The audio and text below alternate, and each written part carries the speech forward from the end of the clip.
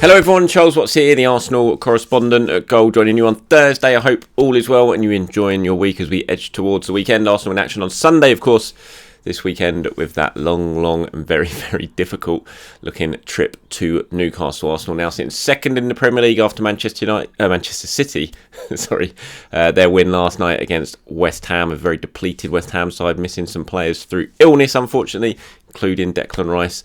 I didn't hold up much hope of West Ham getting anything in that game before I saw the team news, and then once the team news came out, I was absolutely certain they weren't going to get anything. That's how it proved. Although they did actually put up a decent fight in the first half, but once City got in front through Nathan Ake's header, that was that. And they went on to seal the win. Erling Haaland, of course, scoring yet again, becoming the Premier League's all-time record goal scorer in a single season. 51 goals in all competitions now, I think, for the season for Erling Haaland. That's what Arsenal's up against. Can you imagine where City would be without Erling Haaland this season? Although saying that, they didn't have him last season, they still cruised to the title. So it's sort of quite hard to just really work out exactly where they would be without him, because they'd be playing a different style of football that served them well up to this point. But anyway, City back on top, Arsenal back second, and just adds a lot more pressure to the game against Newcastle on Sunday, which is going to be really, really tough, that one. I'm going to talk about that in this video, look at some of the sort of decisions facing Mikel Arteta ahead of that game. But I wanted to start today talking about Charlie Patino, obviously really talented, highly rated kid who's come through Arsenal's academy, has spent the season at Blackpool on loan, had a very, very good loan spell at Arsenal.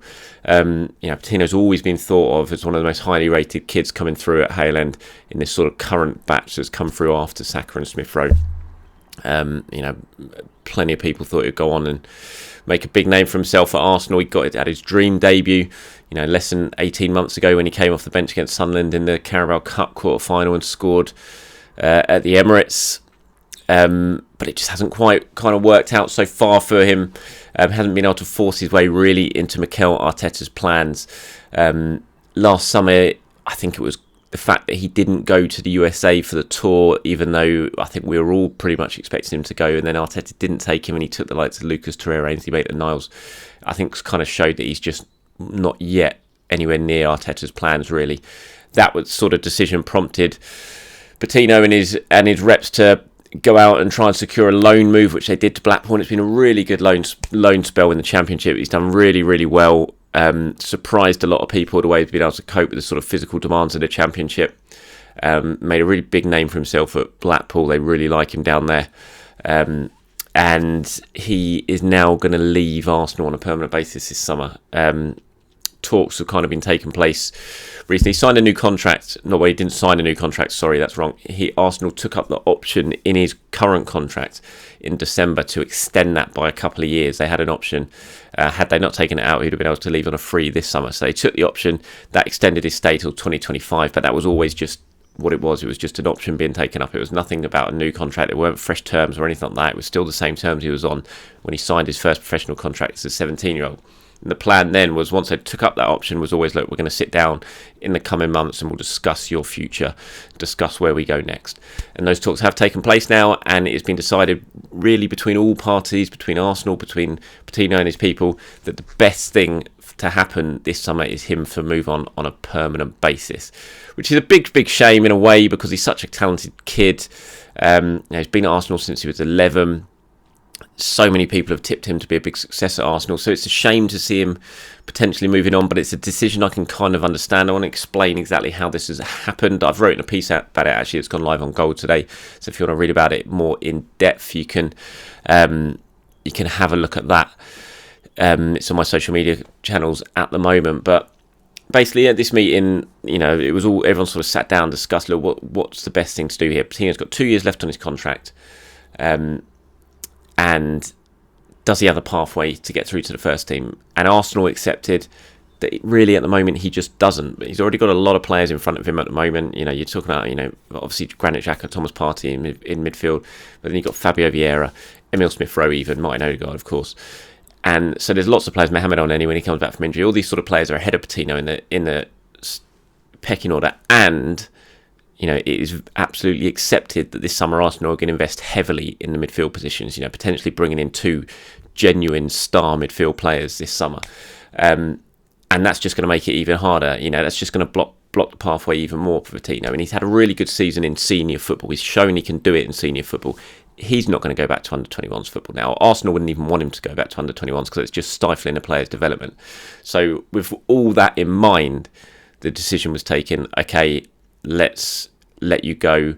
You move on. We'll find another senior club for you and you can continue the development elsewhere. As I said, it is a bit of a shame, but I can absolutely understand why it's happened. I can understand from Patino's side why, this feels like probably the right thing to do at this stage. And I can understand from Arsenal's side as well that they're looking at the player and thinking, we don't want to just get in your way here and stop your development because, he's 19 now. It's a crucial stage of his development. And if he just sort of sat around, it's just not going to do him any good. And it doesn't really make any sense just to send him out on another loan now because then he's going to come back. He's only going to have 1 year left in his contract. He's not going to sign a new contract if he hasn't got a chance of making it at Arsenal. And so Arsenal, his value is going to go down. So from Arsenal's point of view, this is a perfect time to cash in on him. I think the key thing now for Arsenal and what they will look to do in the next coming months as the transfer window approaches is find the right club for Patino. There's going to be lots of interest. I understand there already is lots of interest, not just from England, but from abroad. He's got a Spanish passport because his dad's Spanish. So, that opens up the whole sort of EU for him as well. And there is lots of interest in him from abroad. And, the key thing now is, getting the best possible deal. Arsenal are going to get, if you're expecting Arsenal to go out and get £30 million, £20 million for Charlie Patino, it's not going to happen.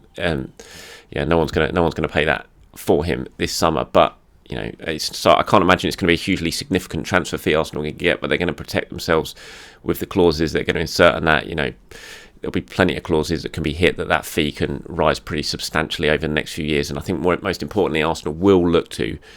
And this is something they've done with a couple of kids that they've sold recently, is to sort of try and include a matching right clause in the deal, so that should the club he goes to, should he go there, do really, really well, and then suddenly, Manchester United come in for him 3 years down the line, and they put a bid in that gets accepted, the matching right allowed means that Arsenal would then be allowed to match that bid and be able to speak to him as well about a potential return to North London. So, potentially this isn't the end of Charlie Patino at Arsenal.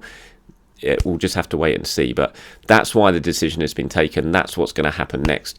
And, from my point of view, I just think good luck to him. I think he's such a... I've interviewed Charlie Patino as well. He's really got his head screwed on. He's a proper football guy. He loves his football. He's worked at it so hard. He's really popular at Arsenal. And, everyone's going to sort of wish him well when he moves on in the summer, wherever he may go. And the talks, there's been no hostility or anything like that. It's been very amicable talks. Everyone's sort of, the focus for everyone is finding the best thing for the player over the coming months. So, yeah, that's a bit of a shame in a way, but I can absolutely understand why it's happened. But let me know what you guys think in the comments below as well. It'll be interesting to see where Charlie goes. Does he go to the Championship? Does he go abroad? Does a Premier League club come in for him? Will he get an opportunity in the Premier League? I don't know. I think more than likely it'll either be Championship or potentially a decent move abroad for him. But we shall wait and see. Okay, so turning attentions to Sunday, this big game for Arsenal. Going to be interesting to see what Mikel Arteta does at centre-back. Obviously, a lot revolves around Gabriel's fitness. Fingers crossed he will be all right.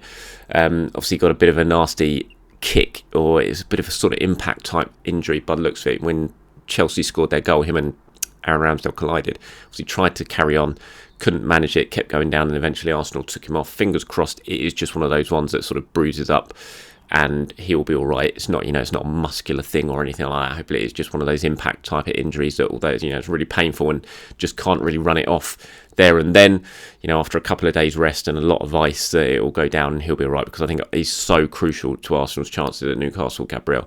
I know he's looked a little bit nervy since Saliba's got injured, but the way that Newcastle play, the type of football Arsenal are going to have to deal with on Sunday, you want Gabriel at the heart of that central defence to be able to use his physicality, use his ability to win headers in the air, because Arsenal are absolutely going to need it. And then it's just going to be, what does he do? Does he stick with Kiwior? Does he bring Rob Holding in? I can't imagine he brings Rob Holding in. I think Kiwior's going to have to start. I think he played very, very well against Chelsea. I spoke about that on yesterday's video.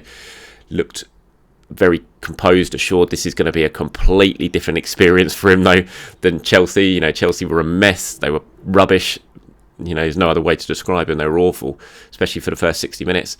And he didn't really have to do too much. What he did do, he did very well, but he wasn't put under lots of pressure. On Sunday, he will be put under an awful lot of pressure from a Newcastle team that are flying, that are hammering sides at the moment. They're scoring goals.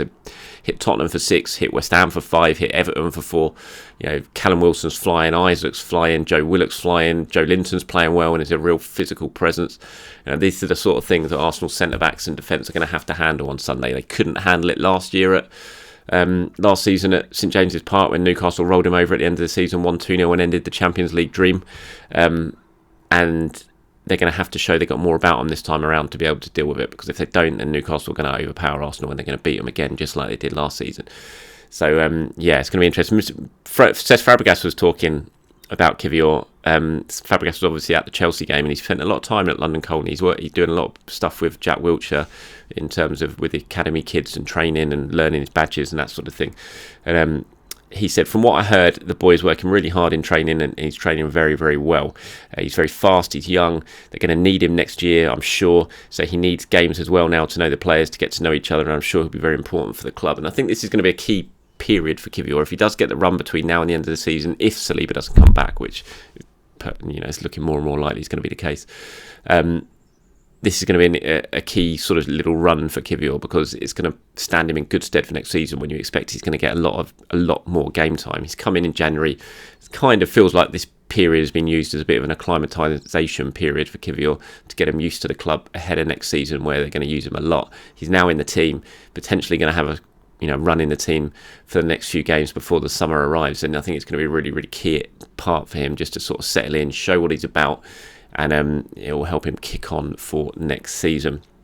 There's a couple of other decisions I think that Mikel's got to make. Do you go with Zinchenko at left back, or do you bring Kieran Tierney in, maybe the better defender in a game where you're expected to defend a lot, and in a game where Newcastle are going to get runners down the flanks? I think that's a decision he's going to have to make. Zinchenko hasn't been great recently, but then I sort of counterbalance that by the fact that when he was missing in the game against West Ham, wasn't it, that Arsenal really missed Zinchenko in that game. So you sort of finish that game and think, oh God, you need Zinchenko back to give you a bit more control. But then when he's in the side and he's not at his best, you suddenly think, oh, defensively he's a bit suspect, and maybe Kieran Tierney would be a better option. So it's a tough one to juggle, but I imagine that's going to be a decision that Mikel's going to be thinking about between now and the end of the weekend. And then you've got Partey or Jorginho. That's going to be a really big one. Jorginho deservedly came into the side against Chelsea. I thought the way that Partey had been playing, I didn't see how he could start that match. Just didn't deserve to start. And I don't know if he's been carrying an injury, and that's what sort of impacted him in the last couple of games, because his form has just gone off a cliff basically all of a sudden, which is really odd because he'd been playing so well up to that point. And that's going to leave Mikel with a big decision to make. If they're both fit and there is no injury issues sort of nagging behind the scenes that we don't know about, what do you do? I thought Jorginho against Chelsea was the perfect move, because Chelsea aren't that physical. Arsenal are always going to see a lot of the ball. They were at home and they're going to look to control the game, and bringing in Jorginho is perfect for that, because he gets a foot on the ball, he controls things just as he did in that first half. Against Newcastle, it's going to be different. It's going to be 500 mile an hour. You're going to have them bombing down the pitch at you all the time. They're going to be sending high balls in and around the back four for Joe Linton to try and win, for Isaac to try and win, or Wilson, whoever starts up front. And it's going to be a real physical battle. We saw that in the game at the end of last season when Arsenal couldn't cope with it. And you sort of look at that and you wonder, is that a game that's tailor-made for Jorginho? The Chelsea match was, but I'm not sure Newcastle away is. If Partey's fit and at his best, on paper you look at that and think this is a game for Thomas Partey 100%. So it's going to be a big decision for Mikel to make in terms of what you do there as a holding midfielder. It seems mad even to suggest it, because it'd just be an absolute shoo-in. You just start Thomas Partey, but it's when you're in a rut of form like Partey has been in, you can't be guaranteed to start every game. So like I said, I thought it was a correct decision against Chelsea, but this is, given the team that Arsenal are going to be facing, given the way that Newcastle are going to set up and the way they're going to play, if Partey is fit, it feels like this is probably one you bring him back in for and hope that he, quickly gets back to his top form and can try and dominate a midfield, which would be absolutely key, because if Arsenal can win control in that midfield area against Newcastle and get the ball forward to their attacking players, then they can cause Newcastle problems. We know that. So yeah, let me know what you guys think about all those sort of team selection issues that Mikel is facing. We're speaking to Mikel at press conference tomorrow. That's 1:30 at London Colney, so keep your eyes peeled for all the usual stuff from there. But until then, have a very good day, everyone. Enjoy your Thursday. Leave a comment below. Tell me what you think of all things Arsenal at the moment. Speak to you soon.